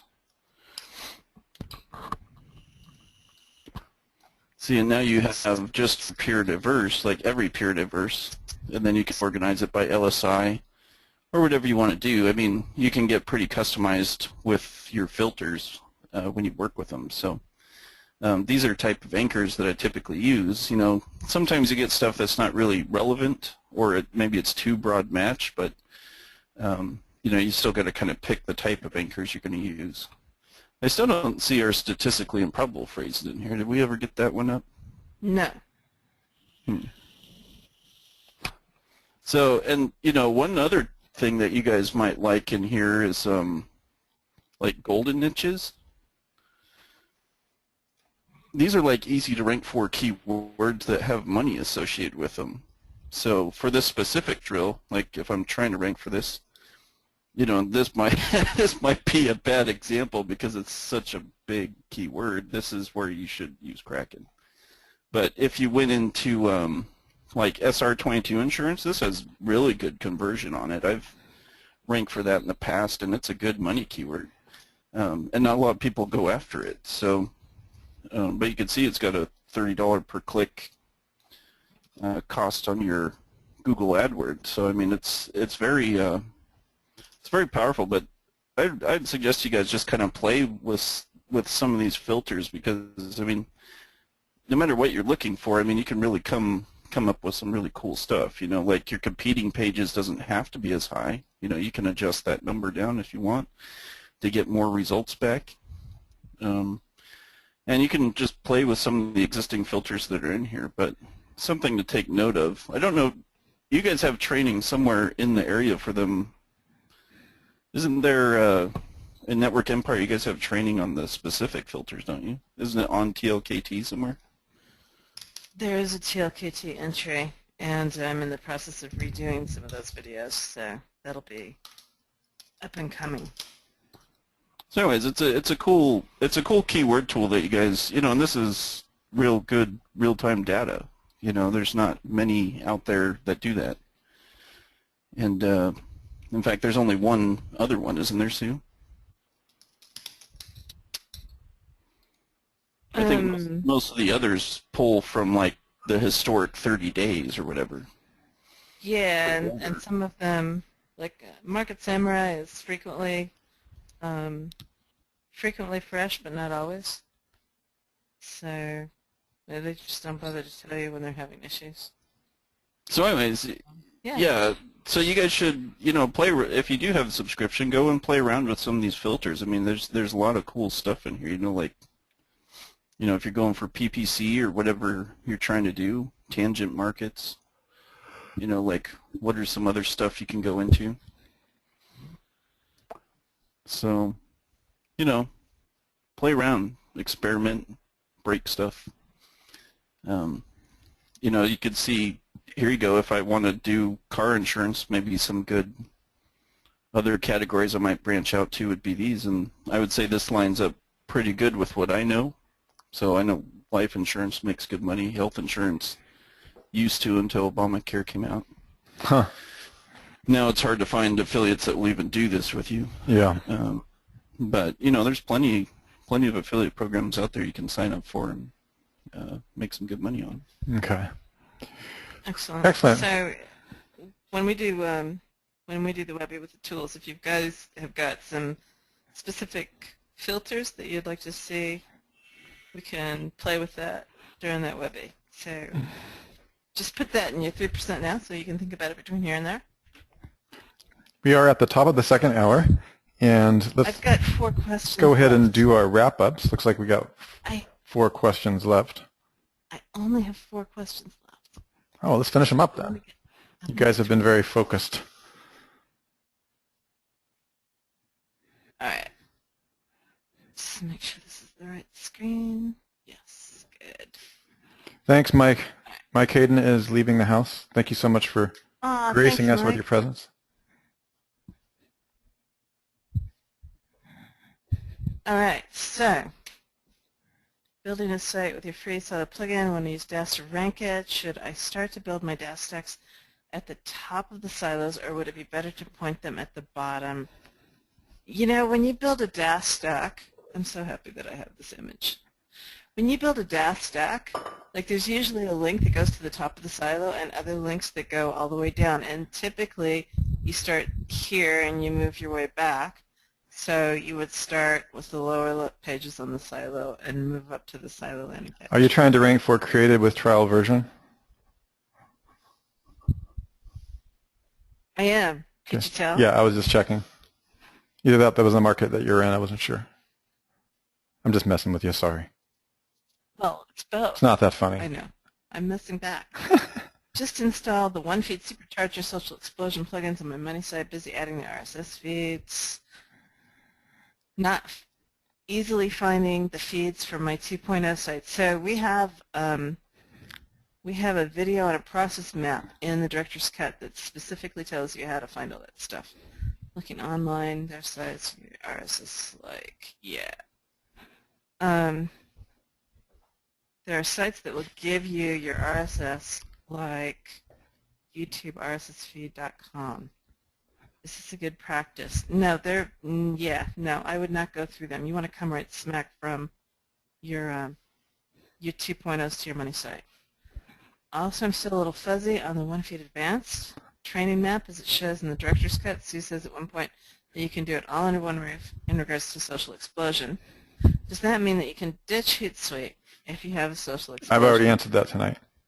Okay, good. That's a very common question. Does everybody, I want to just make sure it's very important, does everybody understand the difference between a pre-existing network of people who are willing to, that you can post your links through versus managing your own accounts, which you have to create through Hootsuite? There's similarities, of course. I do both, just so you guys know. I manage my top level through Hootsuite and other type systems. If this, then that is possible, as well as everyone knows, if this, then that goes to various other locations, other 2.0s. Okay, so these are the these are the things that I do both of them. Okay, I want to make sure that everybody knows the difference because it's a really, really common question.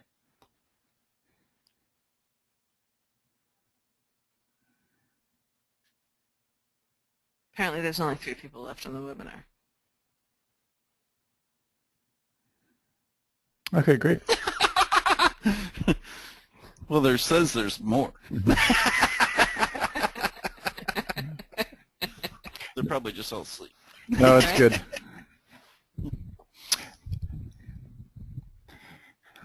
No one will ever say that we cut our webinars short. In fact, people are like, when will this ever end? Oh my God. Right.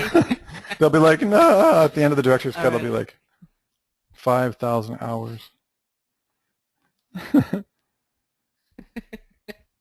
All right, so did you get an answer back to that? No. Did you get your feedback from the audience you were looking for, Russ? Oh, no, there was a big clunk, which means that everybody gets it, and I should just shut up and move on. Okay, good. All right. So Adrian would like another explanation of how to best link the RSS feeds with all the properties in the map to clarify my thinking. Maybe Jimmy's red arrow might help. Oh, heaven forbid. My red arrow always helps. It points the way. I'll wake everybody up, too. My reticular activator is just going nuts when that thing's out. I'm like a dog trying to chase, like a cat trying to, on a laser pointer. I'm like, The little laser pointer, right? no, stop it. What are we talking about again? You know, the reason why I think you're probably looking for another explanation of it is because we kind of gloss over it a little bit. We've got entire courses on what to do with RSS feeds, and we went into it a bit in the One Feed Advanced stuff. And but we didn't go, like, there's so many things that you can do with it that it's like opening a can of worms. Mm-hmm. So, Yes, it slices, it dices. I actually use RSS feeds in my laundry detergent. Pip says that he actually went to get a drink of water. I don't appreciate that, Pip. Next time, could you please ask to be dismissed? you're right. This is where we're at right now. People are telling us that they're taking bathroom breaks. We really need to wrap this up. All right. So I'll tell you what I'll do. I will. I'll put it on my list that we need to get a. We need to answer this question. Thanks, Pip. I was just messing with you. I'm looking closely at this bottle of wine over here at this point. Right? Only if you give me. You're 35 minutes away.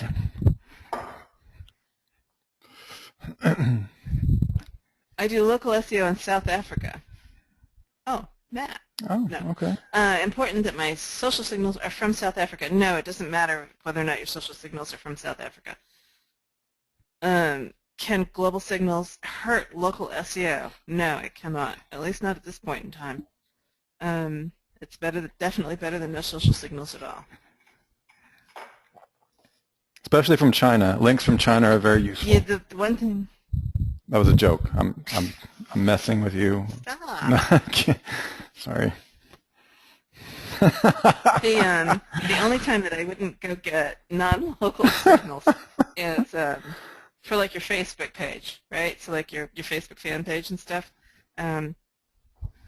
Those are that can history. look a bit funky for a local business if yeah, they are. Facebook's toast. They're going to try to de-index themselves. Toast, but yeah, they're no longer indexing business pages in their search engine. What the hell? So, with that said, Reisel's question, and the last one that's on the list, dun, dun, dun, dun, can you provide the link with the Network Empire or WP theme so that we can take a look? That is here. It's an ugly link, let me warn you. I'll drop it here in the chat box for everybody that's on the call. They can just memorize that. And, right? Like, what the heck? Come on, guys, get up here. So we haven't, it's probably been a good 6-8 months since we went through and looked at these themes. We need to do that here again ASAP because we've got the new themes coming out. Yeah. So, so you can see down here, we've got tabs, right? These work, these don't work. We've got more themes that we thought we tested and then realized we hadn't tested thoroughly, so those are kind of like maybes. And these, some people have had conflicts with them, with these. I think these are plugins. So more like that's skirmishes. the list of, right? So, so those are the lists. Those are the everythings. All right. So So Where can you go to download all of our brains at once? That's at www.downloadme.com. I actually do have online my brain, www.russellsbrain.com. Seriously, I'm not kidding. And in that you will find the 300 most well-known cognitive blind spots in both business and in personal behavior. And those are the things that I do write a lot about. My current book and work that I'm working on is about cognitive blind spots and decision making. So since you joked, there it is. Enjoy. Oh, there was a question earlier. With vSilo, is it possible to create the silo page in draft? Yes, it should be completely possible to do that. And your post on draft, because with the one feed, it's a problem to create posts for silos since you haven't added the article yet. I don't quite follow the last part, but it is absolutely possible to create it in draft and then publish it. Okay. All right, you guys, you are awesome. I dropped that link for you since you asked for it, Melanie. Okay, you guys, we have everybody covered. Amazingly, Sue has once again completed all of these questions. We're going to meet next week again and ongoing. Same bat cave, same different bat time. That will be at the afternoon slot, right, next week, Sue? Yes. We'll rotate it back around. I am going to render this right now, and generally speaking, Dave and I connect somewhere between 1 and 2 in the morning tonight, and I will pass off the goods to him, and it will be uploaded into the area. I will double check on the 5 iframe punch PDF for that one person, and we will see you next time. I really, really enjoyed this night. I'd like to thank my team, Jimmy Kelley, Sue Bell, and of course Mike Hayden is left. Thank you so much for being here. Outstanding, and I'm really impressed by the amount of discipline. We still have the majority of the people on this call who were here when they arrived. It's very impressive, and that's something that the entire team, all of us, pay really close attention to. People who are committed and serious, and we start to get to know your names, and that's a real thing. Half the battle is showing up, you guys, getting on the bus, and you've really done that, so I want to thank you for that. Dave Ritchie saying you guys simply rock. No, you don't stop. we like you guys too. All right, we'll catch you next time. You guys are great. Good night, everyone. Thank you so much. Thanks, Jimmy. Good night.